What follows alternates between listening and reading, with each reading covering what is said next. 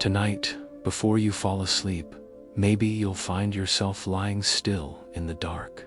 And what fills your mind isn't the pleasant stuff, but those tiny moments that sting a little.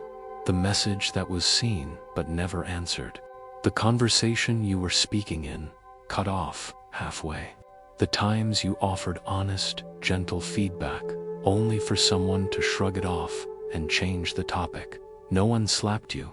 No one yelled in your face, but there is a quieter kind of hurt, the feeling of being overlooked, diminished, handled, and pushed around in ways no one names out loud. You start wondering, is it because I'm too kind that people think they can step over me? Am I too soft so anyone can say whatever they want? Or worse, maybe, I really don't deserve the respect I thought I did. That pain isn't loud. It just sits there, like a stone in your chest. People tell you to toughen up, speak up, fight back, but deep down, you know shouting isn't your way. You don't want to become a hardened version of yourself, forced, cold, wearing a mask that doesn't fit. You want a different kind of strength, quieter, deeper, not noisy, but strong enough that people naturally adjust their tone the moment they stand in front of you. Marcus Aurelius once wrote, "You have power over your mind, not outside events." And perhaps the strength you're searching for is not the kind that wins arguments, but the kind that lets you walk into any room with a calm, sharp presence, an aura so steady that no one dares to cross your boundaries casually. Tonight, we won't talk about tactics to fight back against toxic people. We'll talk about a different journey, the journey of building a presence so composed that no one can easily manipulate you, control you, or dismiss you again. A silence with intention, a calm built on discipline, a kind of energy that makes others think twice before saying something disrespectful. If this is your first time here, welcome to Lucid Dream, Sleep, and Science Stories. Here, we don't preach. We don't tell you how to live. We don't turn Stoicism into rigid slogans. We simply sit together in a very quiet night and let the words of Marcus Aurelius, Seneca, Epictetus slip into the story like gentle wind, soft enough to touch you, never pushing you. And if you've been here before, you already know this rhythm, slow, steady, peaceful, like a mature friend sitting at the edge of your bed, talking to you in a low, even voice, never in a rush. Tonight, we'll walk together through a long journey, from the strength of a quiet aura, to intentional silence, to emotional control, to healthy unpredictability, to boundaries and detachment, and a kind of consistency that makes you impossible to ignore. Not so you can control others, but so no one can control you anymore. You don't need to take notes. You don't need to remember everything. You don't need to study anything in this video. All you need to do is lie down, take a deep breath in, and release it slowly, allowing what needs to stay to naturally stay. And if at any point tonight, you quietly think, "I've made it too easy for people to disrespect me," then this video is meant for you. This isn't a speech. This is a conversation between you, me, and the stars outside the window, silent, but always there. When you're ready, we'll begin with the first truth: why a quiet aura can be stronger than any noise. Think back to a crowded room you once walked into. There were people talking loudly, laughing too much, waving their hands around as if they were trying to claim all the air for themselves. And then, there was someone else, someone who didn't speak much. They just sat there, listening, offering a small smile from time to time. Their eyes didn't dart around. They didn't try to slip into every conversation. Strangely, when that person finally spoke, the whole table fell silent. Not because they raised their voice, but because everyone simply wanted to listen. That is the moment you brush against the idea of a quiet aura. It's not mystical. It's not spiritual. It's something very real. The presence of a person that naturally makes others adjust the way they behave. Maybe throughout your younger years, you believed that to earn respect, you had to stand out, prove yourself, show that you had a voice. But the more you tried, the more you found yourself dragged into pointless arguments, exhausting explanations, conversations that left you walking away feeling drained. You talked more, but felt smaller. Marcus Aurelius once wrote, "The best revenge is not to be like your enemy," and sometimes, in trying to win respect, we unconsciously become loud, reactive versions of the very people who once hurt us. A quiet aura is a different path entirely. A quiet aura doesn't mean you shrink, go silent, or avoid the world. It's something much more grounded, something felt more than performed. You don't rush to explain yourself when someone misunderstands you. You aren't the first to speak, but when you do, your words have already passed through one layer of thought. You don't fight for the spotlight, but your presence is impossible to erase from the room. The strength of a quiet aura lies in this. You're no longer driven by the need to be understood, to be validated, to prove that you're right. When you no longer crave those things, your energy becomes harder to touch, not distant, just not easily shaken. Imagine a very ordinary situation. You're in a meeting, and someone keeps interrupting you, speaking over your sentence.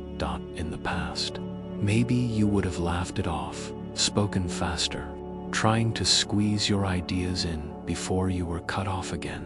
Or worse, you might have gone quiet completely, letting them take over the conversation. But now, if you've built a quiet aura for yourself, your response shifts. You pause. You look directly at the person. You wait for them to finish. Then you calmly continue. As I was saying earlier, no anger, no sarcasm, no bitterness, just a clear message. I know my place in this conversation. I respect you, but I also respect my own voice. In that moment, you don't have to perform strength. The other person simply knows they can't keep crossing that line without meeting a boundary. That is the power of someone with a quiet aura. No heat, no shouting, but a border that is unmistakably felt. Epictetus once said, "It's not what happens to you, but how you react to it that matters." A quiet aura isn't built from what the world does to you, but from how you choose to answer the world. People may speak to you harshly. People may dismiss your words. People may try to manipulate you with silence, with drama, with half-truths. But the one thing they cannot touch is the space inside you where you decide your reaction. When that inner space is calm, your face is calm, your voice is calm, your choice of words is calm. And that calmness, that steady, quiet, is what makes others hesitate. Maybe you're wondering, quietness is strength. Isn't strength about reacting quickly, speaking plainly, answering instantly? It sounds logical, but look deeper. The easier someone is to provoke, the easier they are to control. One well-timed insult, one mocking tone, one dismissive gesture, and they explode, lose control, reveal every weak point. But people with a quiet aura, they don't deny their emotions. They still feel anger, sadness, disappointment, just like anyone else. But between emotion and reaction, there is always a pause. A small, deliberate pause. And that pause is what gives their aura its weight. You can see this in teachers, leaders, elders you respect. They don't need to yell. They don't need long speeches. Just one look, one short question, or even silence, and you immediately know you've crossed a line. They don't get pulled into emotional games. They don't jump to defend themselves every time they're misunderstood. They don't rush to fix every situation. They walk into a room with a quiet understanding. If respect is present, they stay. If it's not, they step back, not with drama, but by withdrawing their energy. A quiet aura is built from many small choices, repeated day after day. One important truth: a quiet aura is not an act. You don't have to pretend to be deep, pretend to be serious, pretend to be the silent type. This is not a performance to make people think you're powerful. A real aura begins when you accept who you are and realize you no longer need to prove yourself to every passing person in your life. In the past, when someone disrespected you, you might have panicked. What did I say wrong? Should I change how I behave? Am I really that unworthy? But as you grow, as you carry a few scars, you begin to understand the way someone treats you says more about them than it ever says about your worth. And so, instead of reacting, you stand still, not frozen, just still enough to see clearly. Does this person actually deserve to be near my energy? From the moment you ask yourself that question, your aura changes. You stop trying to put out every fire in every relationship. You stop trying to rescue your image in the eyes of everyone. You stop running to explain yourself to someone who has already chosen to believe the worst. You begin to choose where you want to be, who you want to give your energy to, and what is truly worth speaking up for.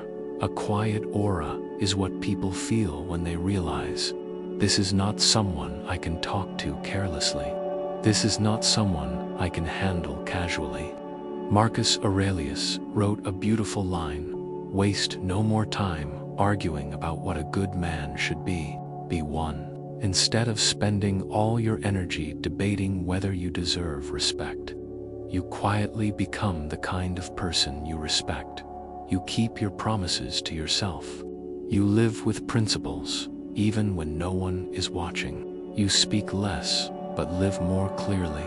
Gradually, people notice, not in a single moment, but in countless small ones, the way you handle conflict, the way you admit when you're wrong, the way you stay steady when misunderstood, the way you refuse to retaliate with the same ugliness used against you. That's when your quiet aura becomes a kind of field around you, not loud, but unmistakably felt.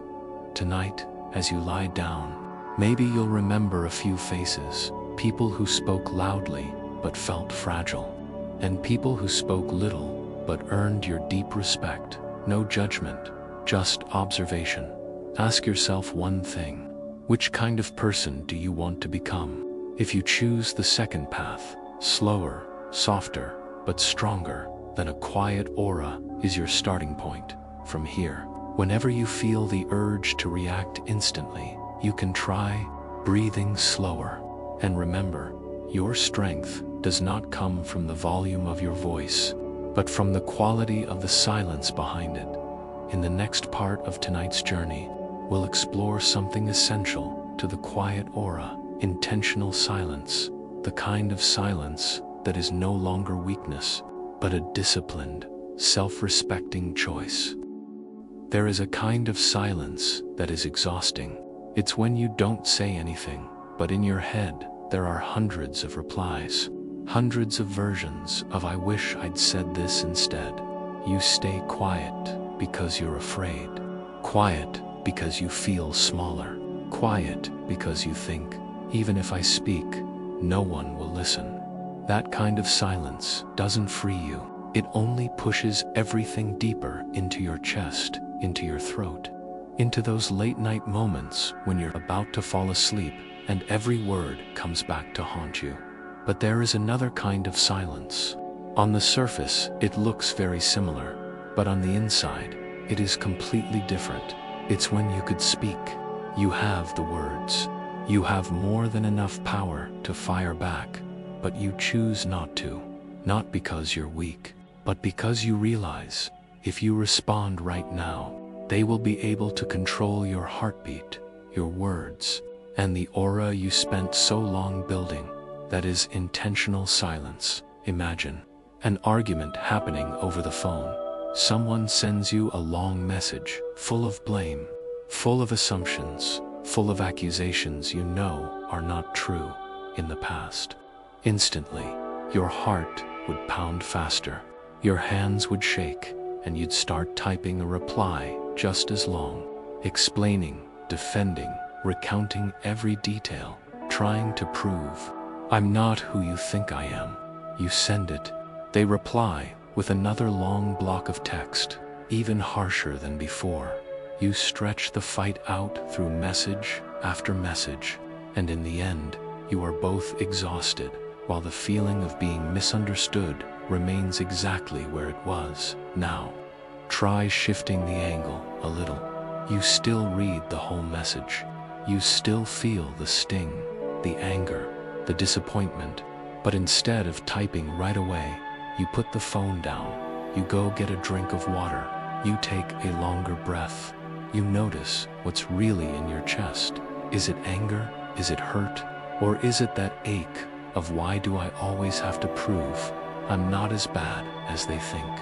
When you can see that true layer of feeling, the urge to throw yourself into explanations suddenly fades. You might respond with just one short message. "Thank you for being honest about how you feel. Right now, I'm not calm enough to respond clearly. Let's talk another time." And then you stop, not sulking, not playing the silent treatment, but refusing to let a single message turn you into someone out of control, typing with shaking hands, hitting send in a panic dot that silence from the outside may look like not replying, but in truth, it is a boundary. Epictetus has a very famous line: "Any person capable of angering you becomes your master. Anyone who can make you instantly lose your temper can temporarily become your master." Intentional silence is how you refuse to hand that power to anyone. You don't deny your anger. You simply say to it, "Wait, I'll listen to you, but I won't let you type the message for me in conflict." Intentional silence completely changes the rhythm of the game.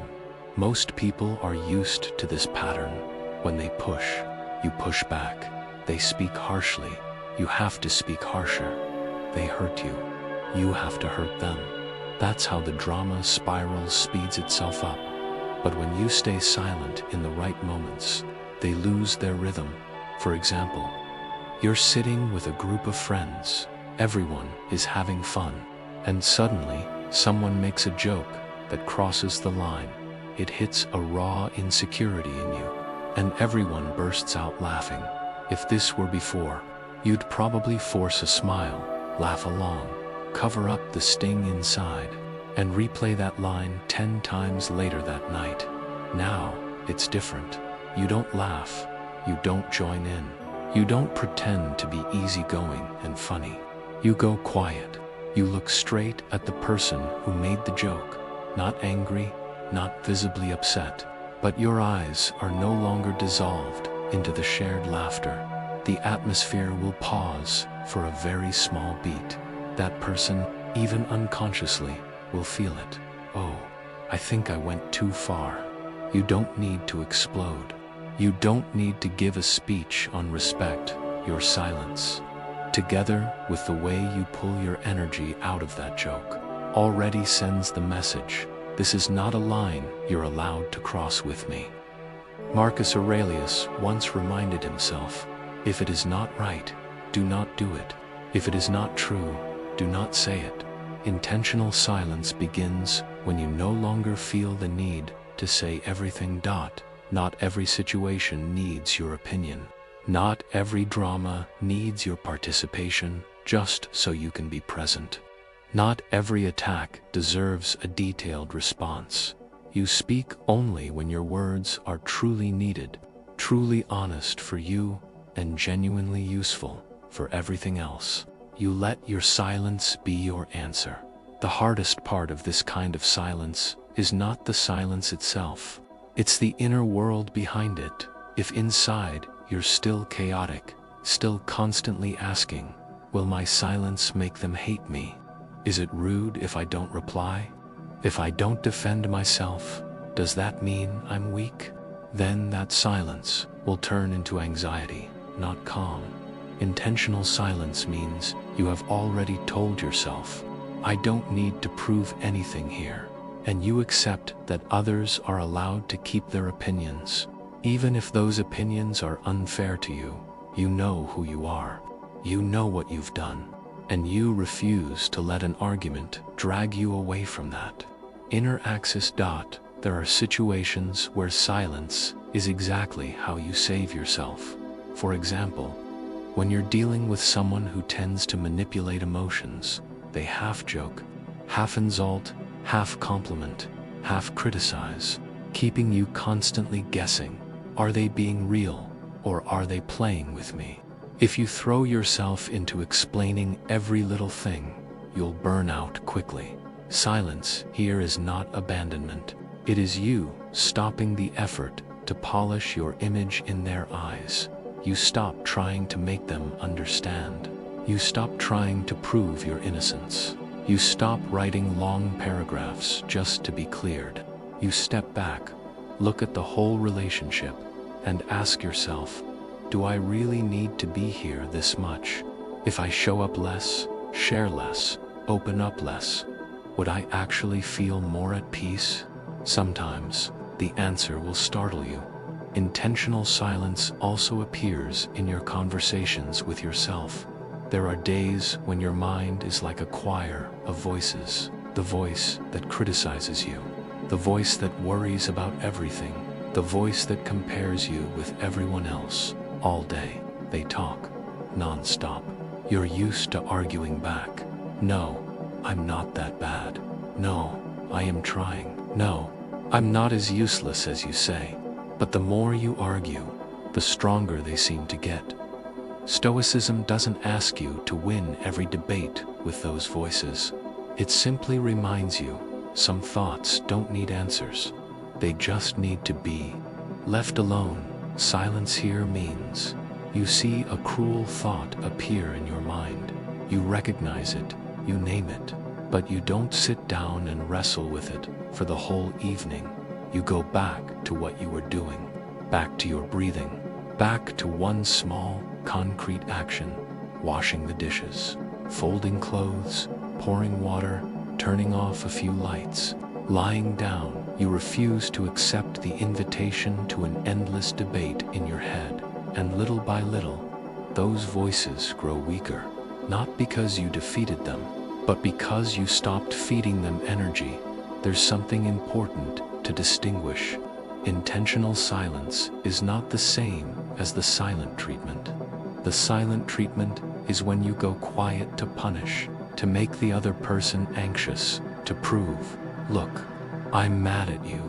Intentional silence is when you stay quiet because you know that if you speak now, you will say things you won't stand by later. You respect the other person, but you respect yourself even more, so you hold back, waiting until your emotions have settled, or until there is a moment when the conversation can actually bring you closer, instead of just being an explosion of tension.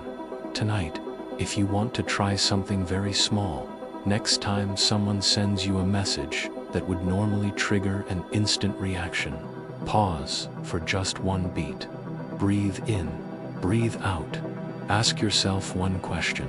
If I reply right now, am I answering from a wound or from calm? If the answer is from a wound, give yourself permission to stay silent. Not forever, just long enough that you're not speaking on behalf of your pain. Gradually, you'll notice every time you choose silence in the right moment, you're not becoming weaker.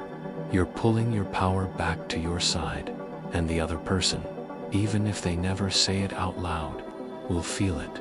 You're no longer someone who can be controlled by just a few words. In the next part, we'll go deeper into the root of all this, emotional mastery, because if inside you there is still a storm, then whether you stay silent or shout, they're just two different versions of the same lack of control. There is a tiny moment that quietly decides the whole course of your emotional life. It's not when people say something to you. It's not when a message lands on your phone, and not even when someone turns their back and walks away. The most important moment is the few seconds right after that dot between the thing happened and you react to it. There is always a very thin gap. If you don't notice it, you'll go through life as if that gap doesn't exist. People do something, you react. They touch a certain spot, your emotions jump exactly where they push. But if one day you begin to see that gap, everything turns around. Epictetus said a line that's almost the backbone of all Stoic philosophy. It's not what happens to you, but how you react to it that matters. What happens to you is mostly outside your control. They text you and then disappear. They make promises and don't keep them. They're in a bad mood and unload their frustration onto you. Life sometimes feels like a hailstorm, falling out of nowhere with no appointment. But how you respond, that territory is always yours. And that is where every form of power begins. There is a slightly harsh truth, but if you dare to look at it directly, you'll feel much freer. People can only control you when they can control your emotions. They know exactly which words will trigger your pride. They know which attitude will make you feel guilty. They know how long to stay silent before you start panicking, texting, calling, explaining, apologizing, even when you did nothing wrong. Every time that happens, you think you're saving the relationship, but in reality, you are slowly handing over your self-authority to someone else, not because you're stupid, but because you were never taught how to stand between your emotions and your reactions. Look back at a recent day. In the morning you woke up, checked your phone, and saw one unpleasant message from someone. Just one line, but somehow, for the rest of the day, the voice in your head changed tone. You worked while thinking about that sentence. You ate while feeling a lump in your throat. At night, lying down, your heart still beat faster as you replayed every word. One sentence, taking less than 5 seconds to send, ended up controlling 12 to 16 hours of your life. If you see it in terms of energy, it's almost like a very bad deal. You receive a few words, and in return, you pay with your entire day of peace. Emotional mastery doesn't mean you'll never feel that sting again, but it gives you a choice. How much of my time is this sentence worth? An hour, 10 minutes, or just one deep breath, and then let it drift away with all the other noise of the world. Marcus Aurelius wrote, "If you are distressed by anything external, the pain is not due to the thing itself, but to your estimate of it. And this you have the power to revoke at any moment." The pain doesn't live solely in the fact this thing happened. It lives in the meaning you give it. This is proof that I'm worthless. This shows that I'm not loved. This is the universe sending me a message that I'm not good enough. You can't control what messages people send, what words they choose, whether they show up or disappear. But you do have a quiet kind of power, the power not to turn those events into a life sentence on your worth. Emotional mastery doesn't mean you must always be strong, always be calm, always say, "I'm fine." In truth, it begins when you dare to look at what you really feel without makeup, without denial. A lot of anger is actually fear. Fear of being abandoned, fear of not being enough, fear that you really are not important to anyone. A lot of coldness is actually pain that has never been touched. You don't feel okay, so you shut the door. You don't trust anyone, so you build walls. You're afraid of being hurt, so you hurt others first. And a lot of confidence is just a coat thrown over something very old and insecure. You joke too harshly to hide your insecurity. You brag too much to fill a hollow space. You keep proving yourself, because if you ever stop, you're afraid there's nothing left. When you can't read your own emotions, other people will read them for you. And they will use those emotions as leverage to bend you. Before emotional mastery is a skill. It's a small habit repeated over and over, every time your heart beats faster because of something someone said. Instead of rushing into a reaction, you whisper to yourself, wait, what am I actually feeling? Not, what should I feel? Just, what am I feeling? I feel hurt. I feel afraid of losing them. I feel replaced. I feel like I don't matter. When you dare to call your feelings by their true names, you need less to dump them onto others. You no longer need to shout, "You hurt me." You silently acknowledge, that sentence hit an old wound in me. And from there, you choose how to respond. Do I need to say something so they understand my boundary? Or do I simply need to step back to protect my own inner space? Or is this the moment to leave this game altogether? That choice is where power begins. Seneca once wrote, "We suffer more in imagination than in reality." A lot of the drama in your life doesn't come from what actually happened, but from the storylines you add in your head. Someone doesn't reply to your message. In reality, it's just a person, not replying, but in your imagination, it becomes a whole movie. They're tired of me. They're playing the silent game, so I'll chase them. They're probably talking badly about me to someone else. You don't only hurt because of their silence. You hurt because of every line of dialogue you write and perform in your mind emotionally. Mastery doesn't mean forcing yourself to stop imagining the brain was built to imagine that it simply means gently reminding yourself, this is a movie I'm playing in my head, not necessarily the truth. And every time you recognize that, you pull yourself out of one more layer of invisible manipulation. Manipulation by stories that never actually happened, but still had enough power to steal your sleep. One day, you'll realize something strange, and also very relieving.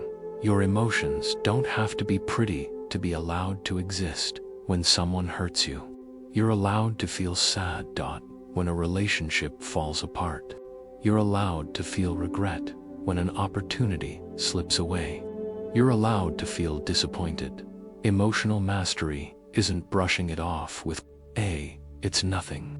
It's looking straight at that sadness, giving it a seat next to you, and saying, okay, if it hurts, then let it hurt. But I won't let this pain steer my hands, my words, or the direction of my life. You allow yourself to feel, but you don't let the feeling grab the wheel. If you pay attention, the people who are hardest to manipulate are not the ones who are cold as ice. They know how to be sad, how to hurt, how to care deeply, how to cherish. But they share one consistent trait.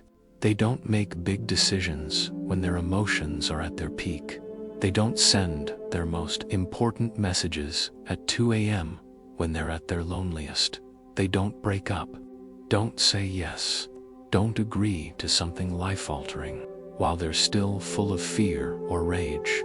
They allow the emotional waves to rise and fall, but they wait for the water to settle before choosing a direction. That's why, from the outside, they look steady. Inside, they have storms too. They just don't let the storm drive anymore. Tonight, before you sleep, if you'd like to begin a very small shift on your journey to emotional mastery, you can try a simple practice. Remember a recent situation where you reacted too quickly. It might have been a fight with a partner, a flare-up with a friend, snapping at a family member, or just an annoying comment on social media. Then ask yourself, if I had paused for 10 seconds, breathed in, breathed out, would I have responded differently? You don't need to blame yourself. You don't need to repeat, I wish I hadn't. You only need to notice, oh, there was a gap, and I missed it. Next time, I'll try to touch it, even just a little. Every time you do that, even if you only add 3 to 5 seconds, you're taking back one small piece of power from the world. Piece by piece, they add up to a different kind of life. A life where people can still come and go, still praise you or criticize you, still love you and still leave ubite. No, one has the power to press a button and watch you shatter anymore. From that foundation, everything else, the quiet aura, the intentional silence, the way you set boundaries finally has roots, and when the roots are strong, whatever you radiate outward naturally carries a weight that's hard to name. Even those who want to manipulate you will think twice. In the next part of this journey, we'll touch a very special quality, healthy unpredictability, when you stop reacting in the same old patterns, and that very change forces others to respect the inner space within you. There are seasons in your life when you are almost transparent. Everyone can guess what you'll do next. If they stay silent long enough, you'll be the one who reaches out first. If they act cold for a few days, you'll get anxious and apologize, even when you have no idea what you did wrong. If they pull away just a little, you immediately try harder to be cute, give more, lower your standards just a bit to keep them around. You think that's loving deeply, giving your all, being genuine, but in the eyes of some people, it's just a system, an emotional pattern on repeat. They only need to press the right button, and you'll react the same way every time. And anything that can be completely predicted eventually becomes easy to dismiss. Healthy unpredictability is not playing mind games. It's not ghosting and then coming back. It's not texting and then disappearing so they'll miss you. It's not a tactic to make someone else feel insecure. True, healthy unpredictability is very quiet. It's born the moment you stop reacting according to your own old patterns. The patterns you've repeated so many times that others only need to tap lightly and they switch on. Think of someone who once had you figured out. Maybe it was an ex, maybe a close friend, maybe a relative. They knew. As long as they said a few self-deprecating things, you would instantly rush in to comfort them, take on all the responsibility, even apologize on their behalf. They knew if they suddenly turned cold, you wouldn't be able to stand it. You'd check in, soothe them, and try to fix everything. They knew if they said, "Do whatever you want," you would automatically find a way to bend things in their favor. Over time, they didn't even need many words, just a look, a certain kind of silence, a few very short phrases, and you would run the rest of the script yourself. Healthy unpredictability begins the day you stop and realize, I've been living like a switch in someone else's hand. In that moment, instead of demanding that they change, you turn and look at yourself. Every time I'm met with silence, why am I this afraid?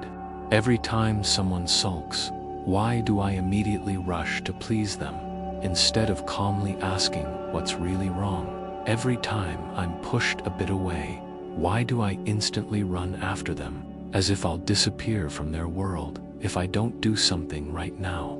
These questions aren't easy, because they force you to see clearly how much your emotions depend on other people.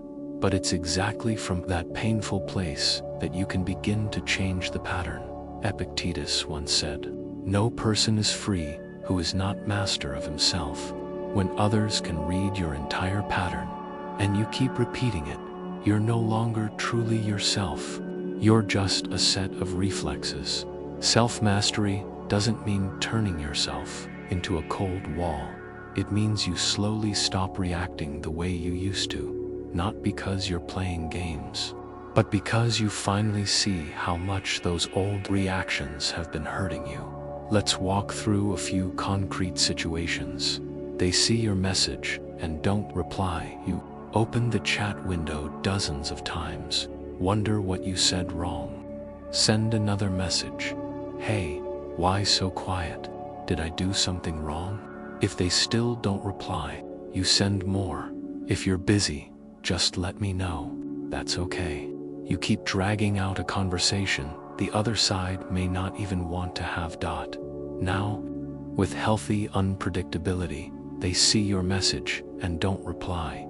You're still sad, still disappointed, but you notice, my old pattern is waking up. It wants to send more messages, to cling, to prove I'm not annoying. You put the phone down. You don't send anything else while your mind is tangled. You leave the situation where it is. You go back to something concrete, finishing your work, washing your face, taking a short walk, listening to the rest of this video. It's not that you don't care. It's that you refuse to pay with your peace for a reaction that might simply be someone else's careless habit. And if that person has always believed that all they need to do is go silent and you'll panic, this time they'll start to feel something different in an argument. They use the line, "Do whatever you want." You instantly understand it as a signal. If you don't go along with me, you're the one in the wrong. You choose the safe path. Fine, let's just do what they want. What matters is keeping the peace. But every time you give in like that, you shrink yourself a little more. Now they say, do whatever you want. You don't switch on "I'll bend so everything is okay" mode. You calmly reply, okay, then I'll choose what feels right for me. No attack, no sarcasm, no trying to win. You simply refuse to let that whatever be a rope that pulls you back into your old pattern. You're not angry, but you're not voting blank anymore either. Healthy unpredictability is here. People no longer dare use their usual lines to push you into one corner, because they're no longer sure you'll react the way you always did before. Whenever something urgent came up, people would message you at the last minute because they knew you would do your best work, extra hours, sacrifice yourself to save the deadline. You thought you were being responsible. But one day, you finally look straight at the reality and admit something that might hurt. Oh, I helped create this situation by always saying yes. From there, you start replying differently. When is the actual deadline? If it's too rushed and beyond my capacity, I won't take it on. So we don't end up ruining the whole thing. You're still committed, but you no longer treat burning yourself out as something obvious and expected.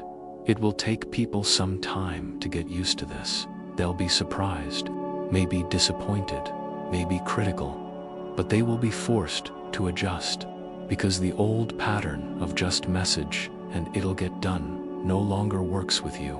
Marcus Aurelius once reminded, you always own the option of having no opinion. You always have the right not to react the way others expect. You're not being stubborn. You're simply starting to use your right to not participate. Not participating in silent treatments meant to punish. Not participating in the same old drama loop. Not participating in blaming yourself for emotions others deliberately provoke from the outside. People may call that hard to read from the inside. It's just that you're now acting from your own values, not from someone else's script. A big misunderstanding about being unpredictable is the idea to have power. You must be mysterious. Then people start replying sometimes, disappearing sometimes, being warm then cold, giving hope then pulling it away, confusing the other person just to feel influential. That is not healthy unpredictability. That is manipulation. The kind of unpredictability Stoicism points toward is not about playing with someone else's nerves. It's about not letting anyone play with yours on the outside. You can be very clear. You do what you say. You keep your promises. You don't plant hope where you're not committed. The unpredictable part is simply this: other people no longer know whether their old tricks can still control you, and most of the time, they'll realize they can't. Tonight, as you lie down, you can try recalling one very old pattern of yours. Every time you're ignored, what do you usually do? Every time someone sulks, how do you usually react? Every time you feel them pulling away, how do you chase after them? You don't need to blame yourself. You don't need to feel ashamed. Those are simply the marks of an earlier version of you, trying very hard to stay in someone else's world. Then gently ask yourself, if something similar happens next time, would I dare react even a little differently? Not staying silent to punish, not disappearing to get revenge, just not repeating the old pattern exactly. A 10% difference is already a huge step each time you choose something new. Others may find you more unpredictable, but you will find yourself clearer about what you want, what you can tolerate, and what you're no longer willing to trade just to stay in a place where you're always on edge. From there, your aura changes. You're no longer the person whose buttons anyone can press at will. You become someone with your own inner space, your own axis, your own rhythm. Anyone who wants to step into that space will have to come with respect, not with the same old tactics of control.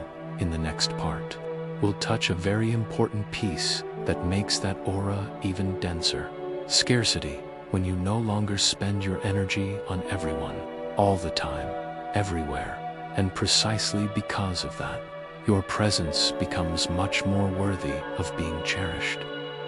There was a very long period of your life when you lived like a door that was always open. Anyone who felt sad came to you. Anyone who was bored texted you. Anyone who needed to unload their exhaustion called you. You were always there. You replied very quickly. You listened very carefully. You gave a lot of attention, care, and kindness, and slowly your presence became default. Not a gift, but something. Of course, you'll be there. Seneca once said, "It is not that we have a short time to live, but that we waste much of it." It's not that you don't have enough time to live. It's that you've let too many people and too many things take your time and your energy without any filtering. You forget that the scarcest thing you have is not money, but your presence. 1 hour of you truly being there in someone's life, listening fully, looking at them with unhurried eyes, not holding your phone, not half-chatting, half-ing, that is far more rare than a quick scene, or a laughing emoji sent just to be polite. But for a long time, you've been giving away even those deepest parts of yourself without realizing their value. Try looking back at a few relationships. There are people who only come to you when they need an ear for their drama. They talk and talk and talk, pour out all their frustration, and then feel lighter. You close the screen, and your head feels as heavy as if you just binged a 10-episode series. The next day, they're happy again, out having fun with someone else, as if last night's conversation never happened. And you still carry all those stories inside, lying awake at night, eyes wide open, staring at the ceiling. Once, twice, 10 times, not because they're maliciously exploiting you, but because you've never treated your energy as something finite. Healthy scarcity doesn't mean you suddenly disappear to scare people into thinking you're valuable.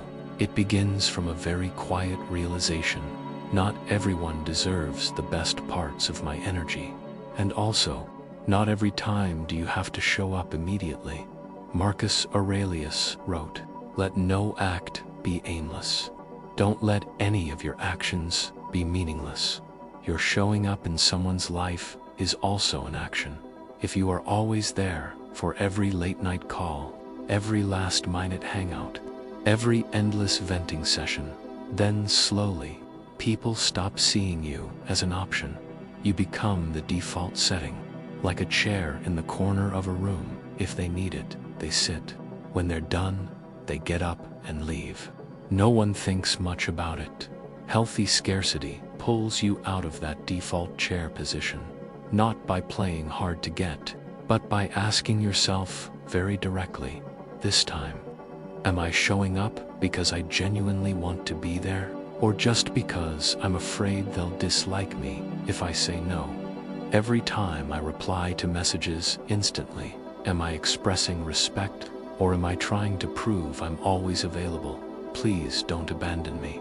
Am I spreading my energy across too many people, too many stories, so much that by night there's nothing left for myself? These questions may sound cold, but they are the beginning of warmth toward yourself. Imagine you are a candle. If anyone who reaches out their hand gets a flame from you, and you never shield yourself, there will come a time when the wind from all those little flames blows back at you.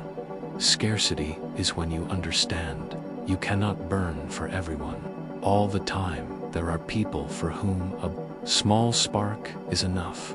There are relationships that should only be kept at the level of enough light to see each other, not a full blaze.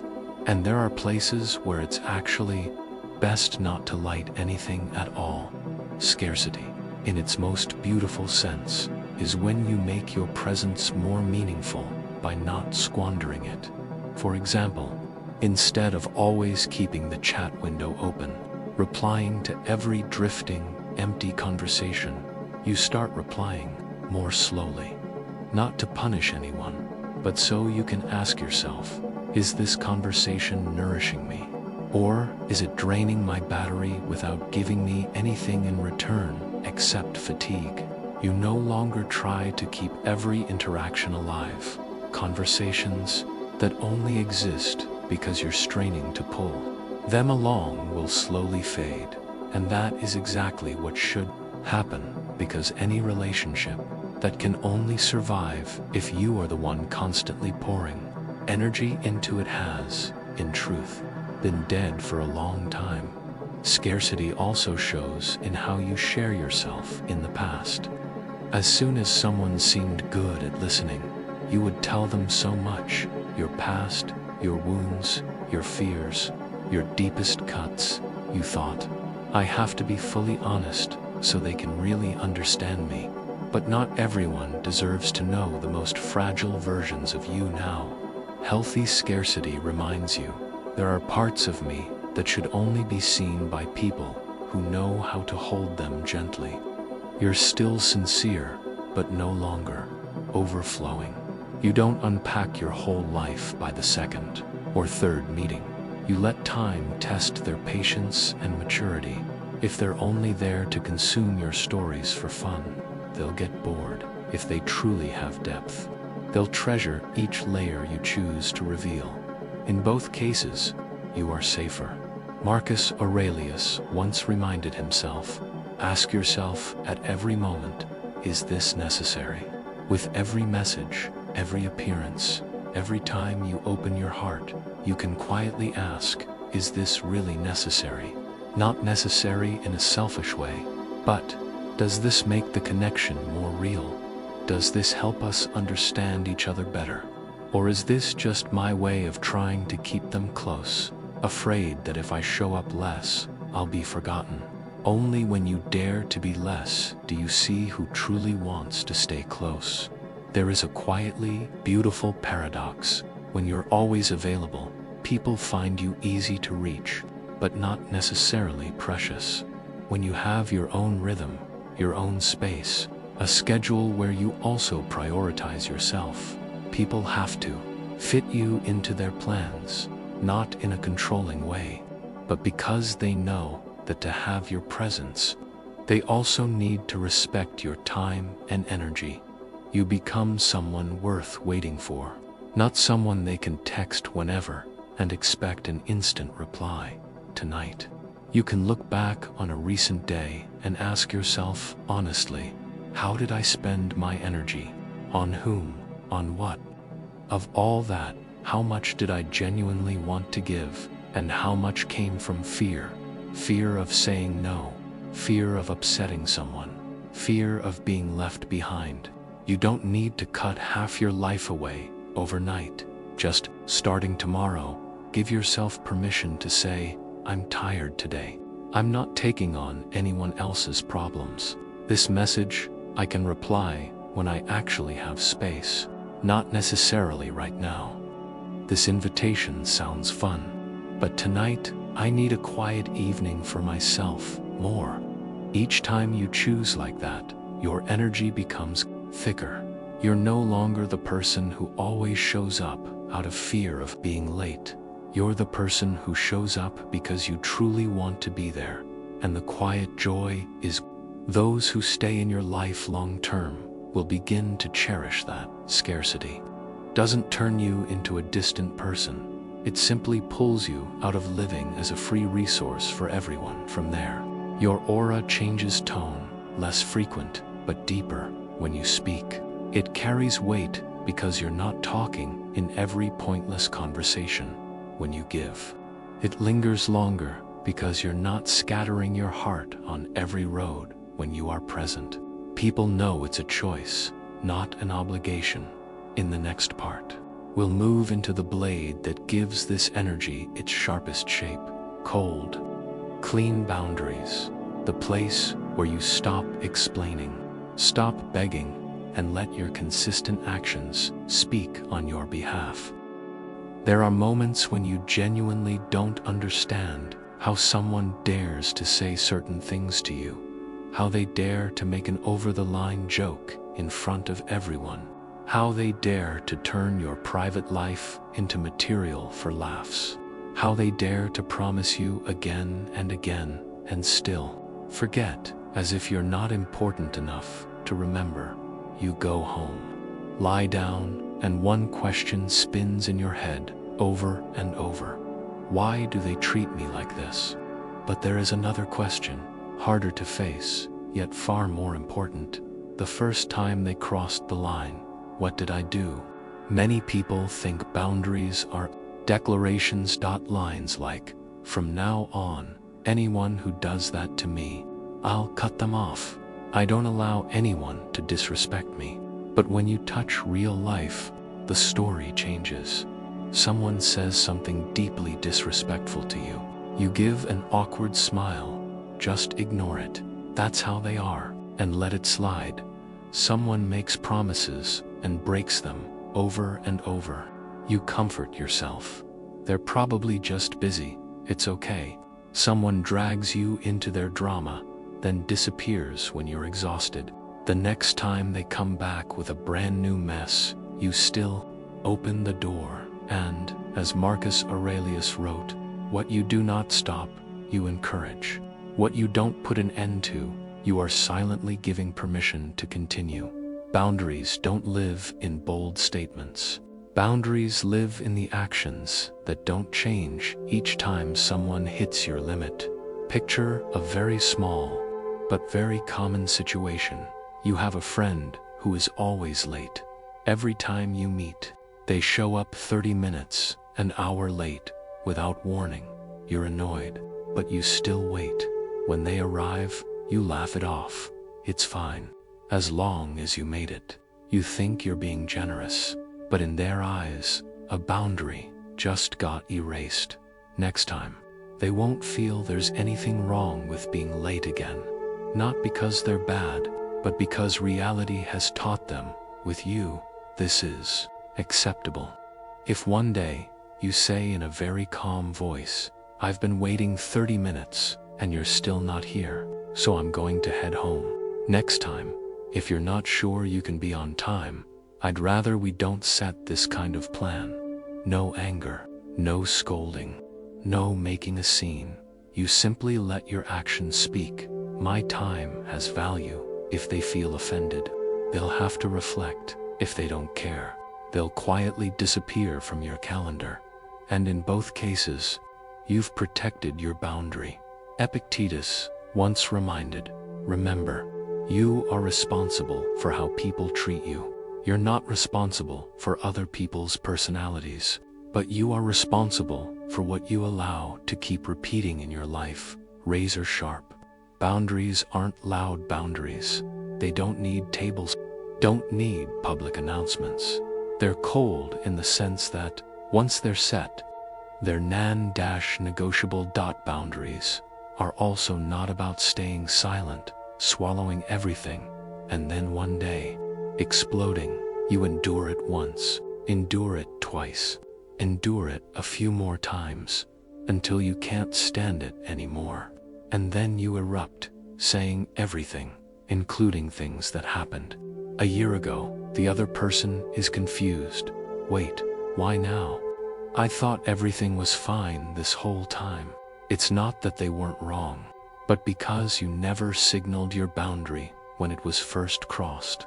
By the time you react, everything feels overloaded. Razor-sharp boundaries work differently. Someone crosses the line.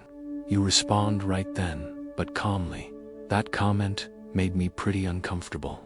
Next time, don't joke like that with me. Or, if this is the tone we're using, I'm going to end the conversation here. Or simply, this doesn't work for me. I'm not taking part. Short, clear, no long explanations. You don't need a whole speech to justify why you have the right to be respected. One of the fastest ways to blunt your boundaries is to over-explain. You want to step away from a toxic relationship, but you write very long messages, trying to explain every detail, every emotion, every reason. You hope that if you explain thoroughly enough, they will understand. But sometimes they don't need to understand. The fact that you're still explaining that much already tells them there's room to bargain with your boundary. Razor-sharp boundaries do not come with lengthy justifications. You can say, this isn't okay for me, so I'm going to stop here. If they ask why, you can share a little, but not to ask for permission. Just to inform. If they respect you, they'll accept it. If they don't, any reason you give will just become fuel for them to argue. Here's a very difficult point, but it sits at the core of this part. Don't give second chances to disrespect. It sounds harsh, so look at it more closely. It's not about cutting people off because they slipped once. Everyone makes mistakes. Everyone can be clumsy, but once you've clearly stated your boundary and they keep doing the same thing, it's no longer an accident. It's a choice. And if you stay, keep smiling, keep understanding, then you are choosing with them to walk deeper into a place where you're not respected. Seneca has a line that's almost a compass. Associate with people who are likely to improve you. Spend time with people who make you better, not with those who make you lower your standards just to survive around them. When you dare to leave places where you are no longer respected, whether that's family, friends, or a lover, your aura changes forever. There's another type of boundary that people who give a lot are easily trapped in. You always feel responsible for saving someone. They're weak, they're stuck, they're in pain, they keep spiraling into bad choices. And you think, if I'm not here, they'll collapse. You give them money, time, emotional support, until you're completely drained, but they don't get up. Not because they can't, but because at this point, their weakness has become the key to keep you from leaving. Razor-sharp boundaries remind you, you can support, but you cannot save. You can extend your hand, but if the other person has no intention of standing up themselves, the more you pull, the more you both sink. And sometimes, the kindest way to help someone is to stop helping, to let them face the real consequences of their own choices. Razor-sharp boundaries also mean not getting entangled in drama, not because you're heartless, but because you know that every time you step into a storm that isn't yours, you're abandoning the parts of your life that actually need care. People fight and pull you into the middle, forcing you to pick a side. Before, you'd feel like you had to be there, had to listen, had to mediate. Now, you can calmly say, "This is between the two of you. I'm not objective enough to be in the middle. I still care about both of you, but I'm not getting involved in deciding who's right or wrong." Short, clear, final. You don't need to be the universal good person anymore. Marcus Aurelius reminds us, the soul becomes dyed with the color of its thoughts. Your soul takes on the color of what you let it touch every day. If you live surrounded by messy stories, conflict, drama, chaos, those things will eventually stain you too. Razor-sharp boundaries are when you dare to stand outside certain stories, to keep your inner color clear, not because you think you're better than anyone, but because you know you can't pull anyone out if you're already drowning in the same water tonight. Before you sleep, you can be honest with yourself about one thing. In my life right now, where am I being repeatedly disrespected? Someone who always speaks to you harshly. A group of friends who always joke at your expense. A family member who calls you whenever they need something, but never asks if you're tired. Then ask an even harder question. The last time that happened, how did I respond? Did I send the signal that this was acceptable? You don't need to blame yourself. You don't need to go back and explode at anyone. You only need to recognize, from next time onward, my boundary will be different. I will say something short, but clear. I will end the conversation if it crosses the line. I will not give a second chance to behaviors that continue after they've already been called out. Each time you do that, even in very small situations, you're sharpening the blade of your boundaries, not to make anyone bleed, but to cut away the things that no longer deserve to be close to your heart. And here's the strange part. When your boundaries are clear, you don't become colder, you simply spend less time on defense. The relationships that remain naturally feel warmer, deeper, easier to breathe in because they're built on respect, not on fear of losing each other. In the next part, we'll step into a very special element of inner freedom, detachment, when your strength doesn't come from having everything, but from knowing you are still yourself, even if you lose the things you once thought you could never live without. There are phases in your life when you live as if the whole world is a mirror of you. When people smile at you, you feel lovable. When they frown, you feel like something is wrong with you. A quick reply, and you exhale in relief. A silent scene, and your heart drops a beat. Your self-worth rises and falls with the smallest ripples in other people's attitudes. You don't realize it, but every time that happens, you tie one more string from your heart to someone or something. A person, a relationship, a job, an image of yourself you're trying to maintain online. All it takes is a little tug on the other end of the string, and you're already shaking on this side. Detachment is very easy to misunderstand at first glance. People think it means being cold, saying, "I don't care," needing no one and nothing. But Stoicism doesn't encourage you to become a rock. Marcus Aurelius still loved his family. Epictetus still cared deeply for his students. Seneca still had profound relationships. They didn't cut themselves off from life. They simply stopped letting life hold them by the throat. Epictetus said, "When something happens, the only thing in your power is your attitude toward it." Detachment doesn't mean withdrawing from everything. It means pulling back the power to define yourself from other people's hands. You still love, but you no longer define yourself as chosen when you're loved or unworthy when you're left. You still work, but you don't let one failed project become proof that I'm useless. You still connect.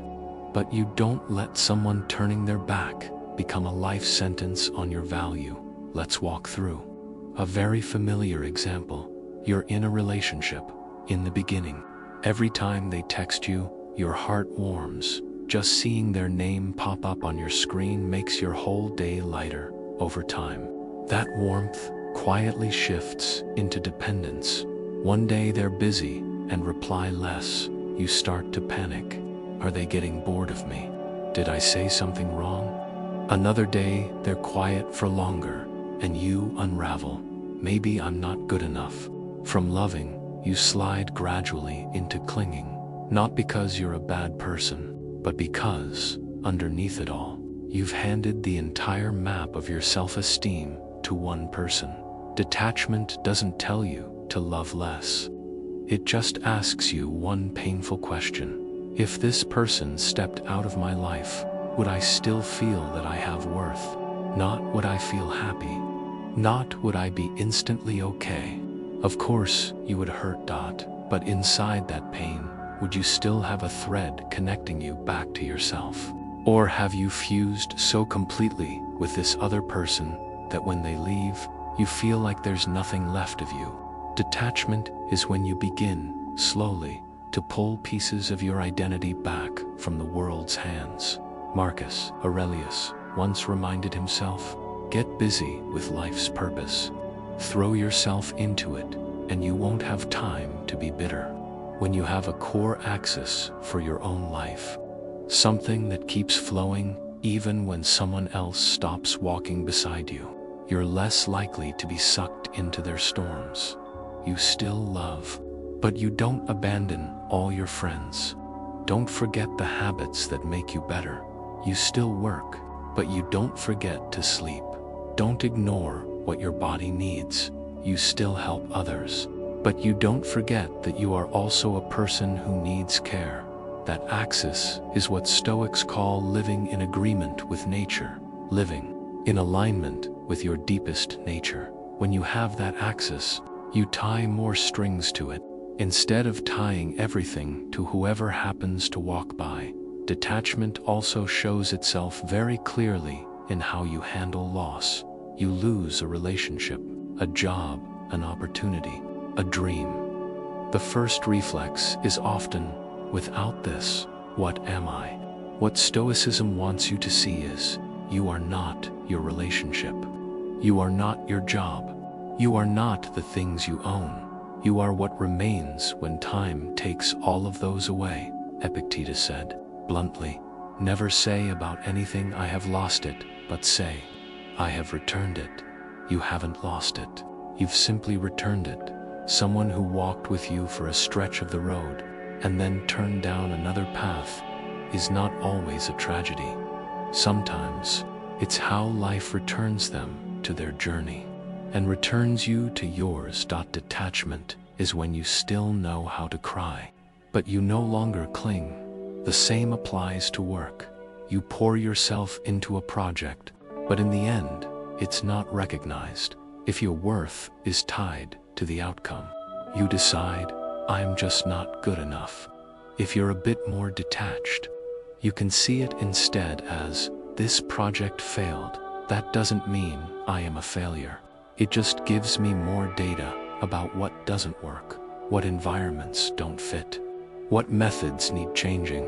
You take the lessons, but you don't sign your name under the word loser. Detachment also helps you resist being manipulated by silence, by praise, by rejection. Some people use silence as a form of control. They know you are sensitive to gaps, so they disappear at just the right moments to make you chase. Some use praise as a chain. When you do what they want, they make you feel special.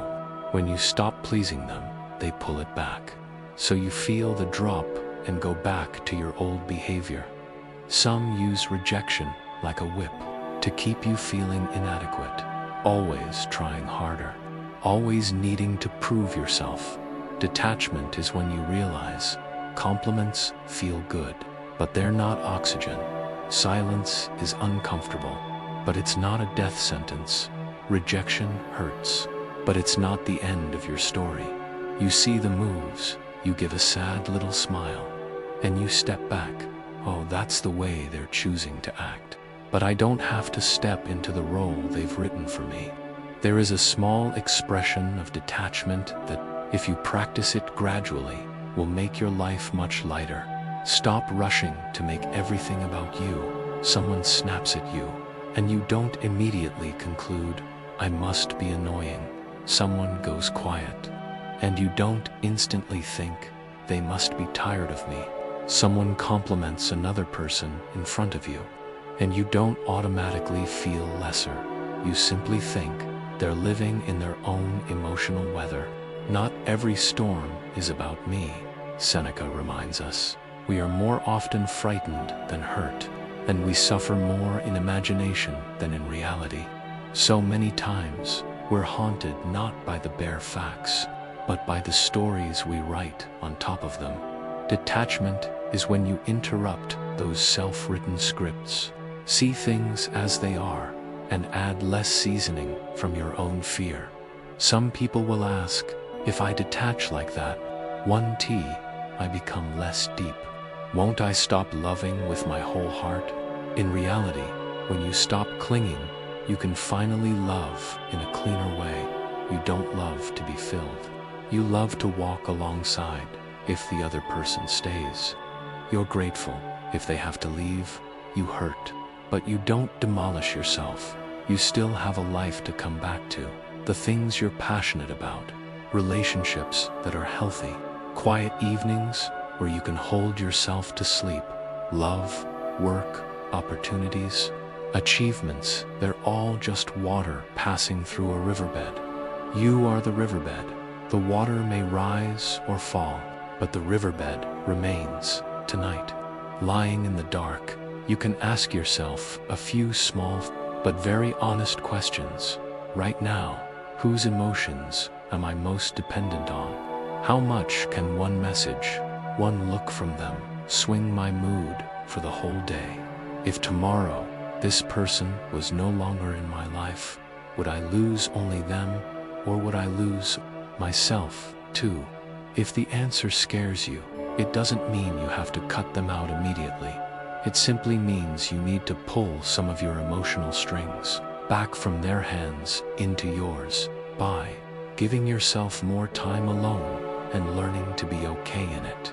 Reinvesting in relationships that don't keep you in constant anxiety. Returning to the things that made you feel alive before this person arrived. Each small action like that is you whispering to yourself, no one is my everything I love. I cherish, but I don't hand the keys to my life to anyone. As healthy detachment slowly builds, one day you'll notice you are much calmer in the face of both praise and criticism, both arrivals and departures. That doesn't make you less human. It just means life can no longer lead you around like a child by the hand. From that still point, what you give also changes. No longer hurried kindness offered just to be loved back, but intentional, deep generosity from a self that is a little fuller. In the next part, we'll touch on exactly that. Strategic generosity, when every yes, every compliment, every time you show up is no longer a reflex to please others, but a clear expression of the kind of person you are choosing to become. When you begin to detach your emotions from other people, something interesting starts to happen. You no longer give just because you're afraid of losing. No more. Being scared they'll be upset, so you swallow it. Being scared they'll leave, so you overcompensate. Being scared they'll be disappointed, so you give a little more, then a little more, until one day you look back and realize you've got almost nothing left for yourself. From that point, a different kind of giving has a chance to appear, less frequent, but deeper and more intentional. In the past, you might have been the kind of person who never says no. Anyone who needed to vent, you were willing to stay up until 2 to 3 a.m. to listen. Anyone who asked to borrow money, you tried to find a way. Anyone who needed help, you pushed your own work aside. You thought to be a good person. This is how I have to be. But then there were nights, after every screen was turned off, with only you left in the room, and a heavy, quiet exhaustion, you realized you are a pillar for so many people. Yet there are almost no places where you get to lean. If someone asked, "How much have you given?" you probably couldn't count. But if they asked, "How many times did people truly appreciate and grow from what you gave?" you'd stay silent much longer. Seneca has a line that cuts deep. We should give as we would receive, cheerfully, quickly, and without hesitation. Giving is not a performance. And it's not a secret contract that says, "I'm good to you, so you must stay, must understand me, must choose me." When your kindness becomes a kind of bribe for affection, it stops being kindness. You're giving to buy safety, giving to be less afraid of being left behind, giving to protect an image of yourself as the good one. And that kind of giving ends up feeling heavy for both you and the person receiving it. Strategic generosity is not about calculating wins and losses. It's about knowing what you are giving, to whom, and for what purpose. You begin to understand that a single well-timed compliment can lift someone out of a terrible day. One fully present moment can stay with them for a long time. Even if you don't talk regularly afterward, one small action can stop someone from sliding a level deeper into their own pain. And those things do not need to happen every day, every hour, with everyone. They just need to happen with the right person at the right time, with the right depth. Imagine a friend going through a very dark season. You don't necessarily have to text them every day, forcing the conversation to stay alive just so you feel less guilty. Sometimes, one evening where you drop by, sit quietly next to them, share a very simple meal. Don't interrogate, don't give advice. Just exist there, as if to say, you don't have to say anything. Me being here is enough. That night may sit in their memory for a very long time, like a small underline. So I'm not completely alone after all. That is one intentional appearance, not frequent, but deep enough to touch. Marcus Aurelius wrote, "Waste no more time arguing what a good man should be. Be one." You don't need to argue with anyone about how much a good person should give, or how far they should sacrifice. You just quietly become someone who knows when to stay, when to step back, when to speak, when to stay silent, and when to reach out a hand. Strategic generosity doesn't rise from fear, but from a very calm center. I want the world around me to be a little warmer, and I know I can contribute to that. Nothing more complicated than that. In everyday life, strategic generosity can look very small, like this. 1.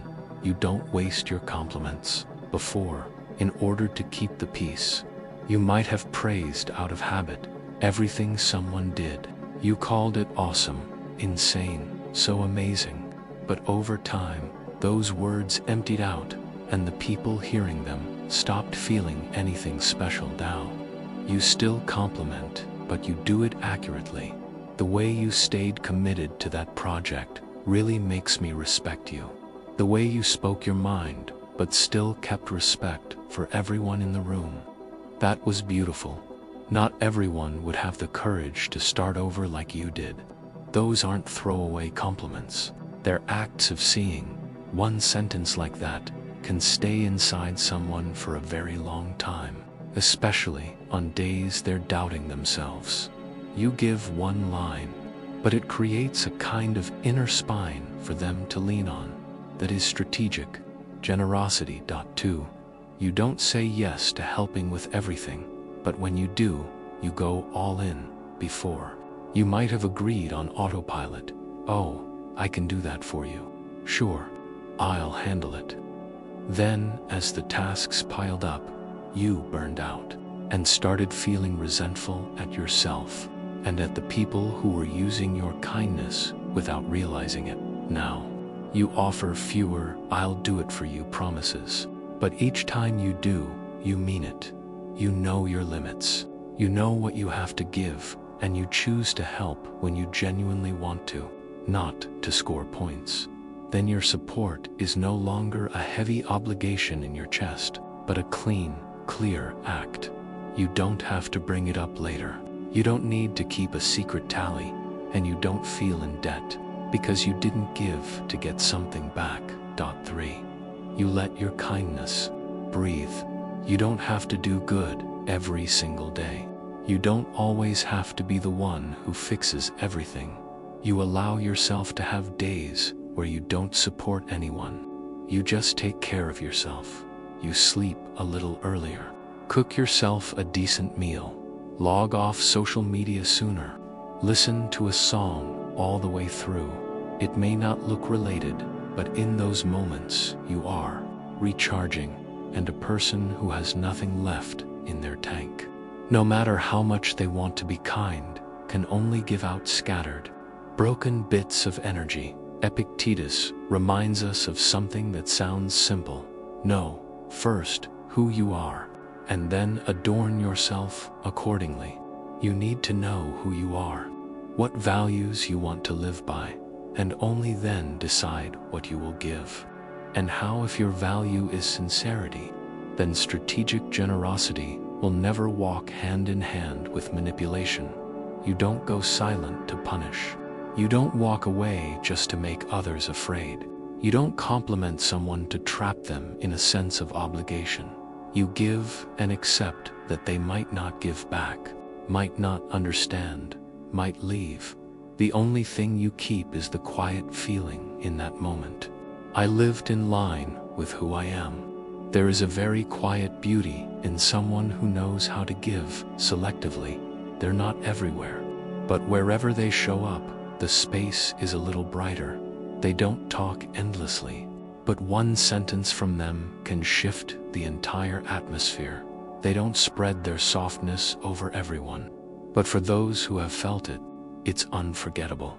You may already know people like this in your own life: a former teacher, an old boss, a friend you haven't seen in a long time, but that one time they stood by you on one of your weakest days was enough for you to remember them forever. They weren't full-time saints. They were simply the right person at the right moment.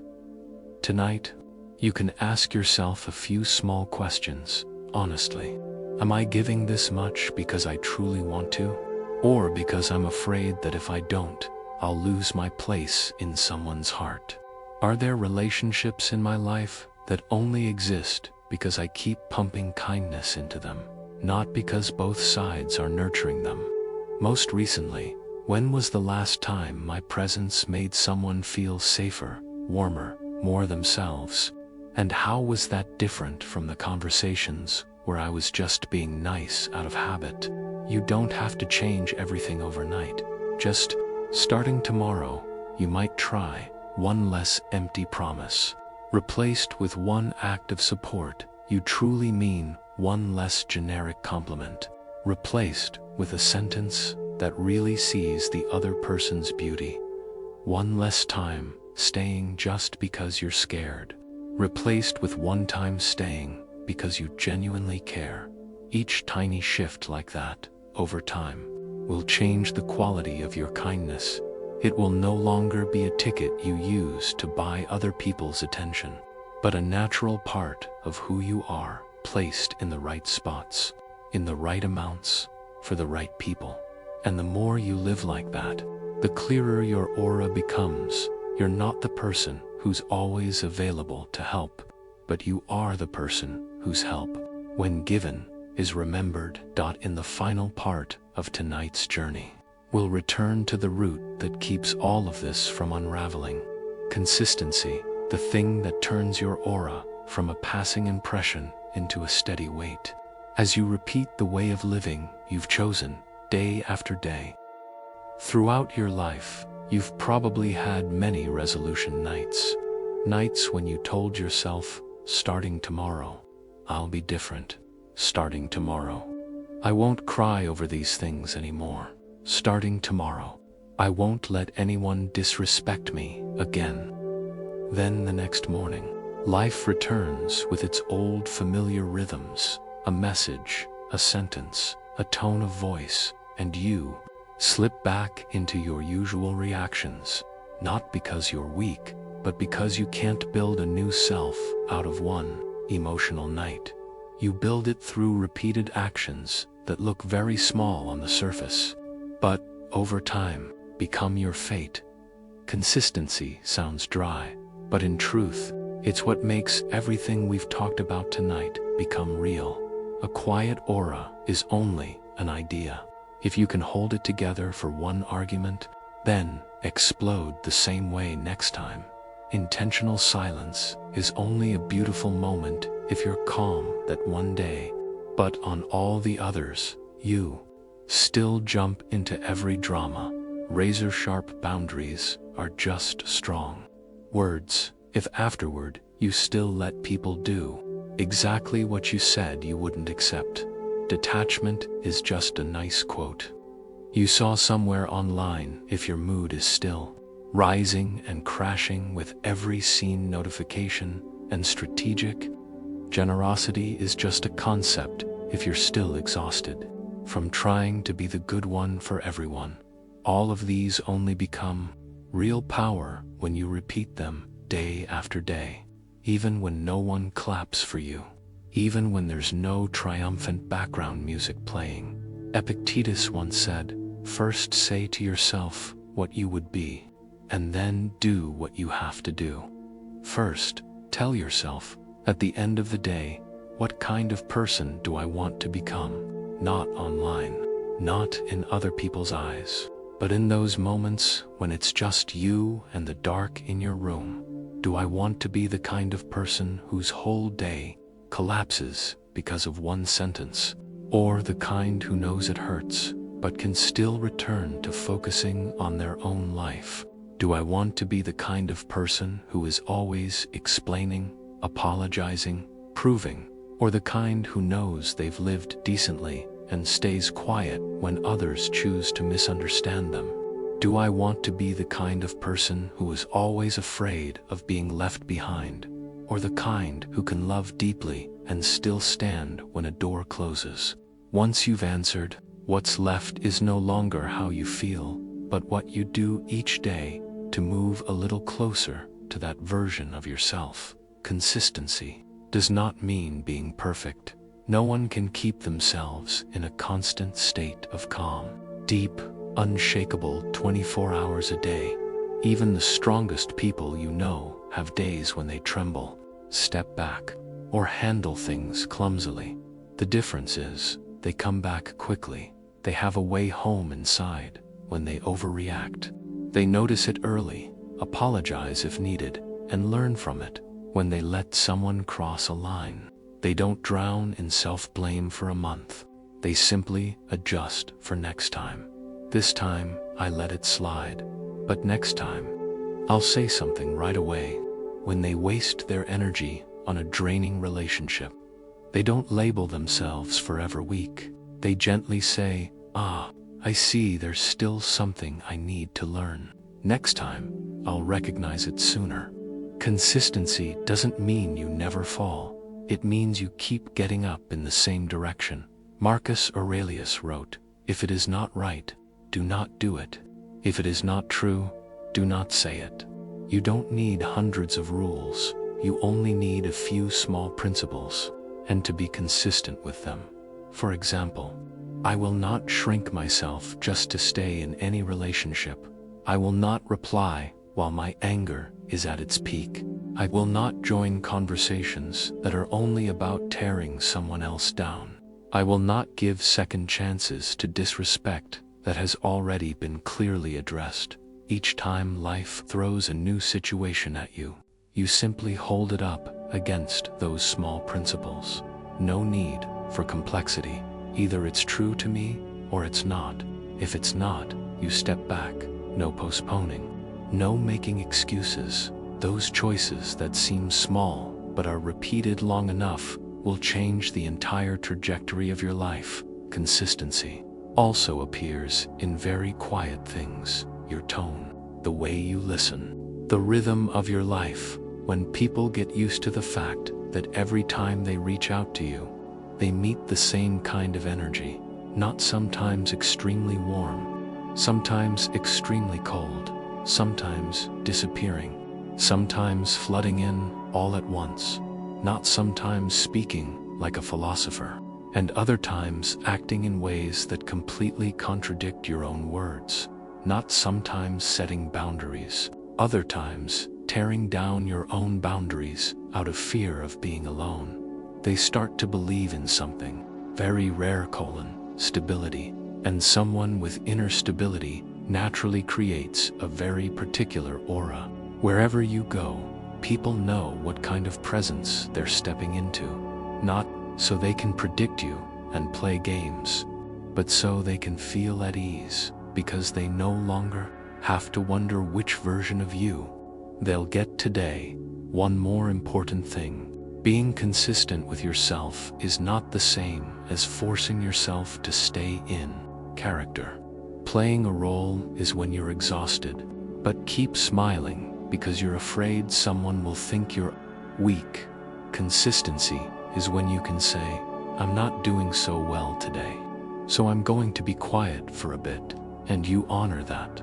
Consistency doesn't require you to always be cool or always strong. It only asks that you don't betray what you already know is right for you just because of a wave of loneliness, one tempting invitation, or a momentary fear of losing someone.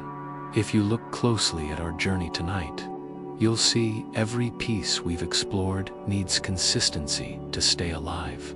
You need consistency to keep your quiet aura instead of just being calm. For one video, you need consistency to stay intentionally silent in the right places. Not just have one beautiful silence and then, on other days, send panic paragraphs in a rush. You need consistency to master your emotions, to remember that between what happens and how you react, there is always a small space you can choose. You need consistency to stop returning to old patterns when someone tries to press your buttons with very familiar tricks. You need consistency to maintain healthy scarcity. Instead of slipping back into "whoever needs me, I answer," "whoever calls, I show up." You need consistency so your boundaries don't blur after a few apologies and sweet words.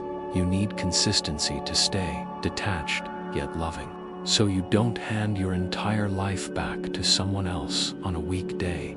And you need consistency for your kindness to remain warm, instead of becoming a way to pay for being loved. Marcus Aurelius has a line that might be the key to close this whole journey tonight. You have power over your mind, not outside events. Realize this, and you will find strength. Your strength does not lie in making others do what you want. It lies in the fact that no one can bend you with the same old tricks anymore. No one can control you with silence, with compliments, with rejection, with belittling, with disappearing acts, with hot and cold behavior.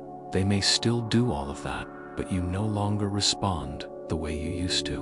That is when a quiet but razor-sharp aura truly begins to form, and slowly, there will come a day like this. You walk into a room. You don't say much. You don't try to impress anyone. You don't create a vibe. You just sit down, smile gently, listen, say a few measured words, but the atmosphere around you adjusts on its own. People don't dare make certain jokes in front of you. No one easily pulls you into gossip. No one dares use push-pull tactics or silent games without sensing a very steady force from you. Either respect or step out of your space, not because you are above anyone, but because you've been so consistent in the way you treat yourself that the world around you has no choice but to learn from it tonight. As this video nears its final minutes, you don't need to remember every idea, every section, every rule. You only need to carry one very small thing, but if you repeat it long enough, it will change your life, starting tomorrow. Whenever someone touches your emotions, before you react, you pause for one beat and ask, am I responding from a wound or from calm? Just that one beat. But if you do it for a week, a month, a year, you will no longer be as easily controlled as before. And from that tiny pause, everything else begins to realign. The way you stay silent, the way you speak, the way you step away, the way you give, the way you set boundaries, the way you love, the way you forgive yourself. Now, it's probably time for you to rest your head on your pillow. Let your shoulders drop, release your jaw, breathe in deeply, and breathe out slowly. What needs to stay will stay. What isn't ready yet, let it drift away with each exhale. You don't have to become a completely different person tonight. You only need to be a version of yourself that is a little more honest than yesterday. If one day in the future, on another late night, you find yourself unsteady again, wishing someone could sit beside you and speak this slowly with you, you know you can always find journeys like this here at Lucid Dream, Sleep, and Science Stories. But for now, give your heart a rare privilege in this noisy world to rest, to be still, to trust that, no matter what tomorrow brings, you are slowly becoming someone even you can no longer look down on. Wishing you a deep, light, and peaceful sleep.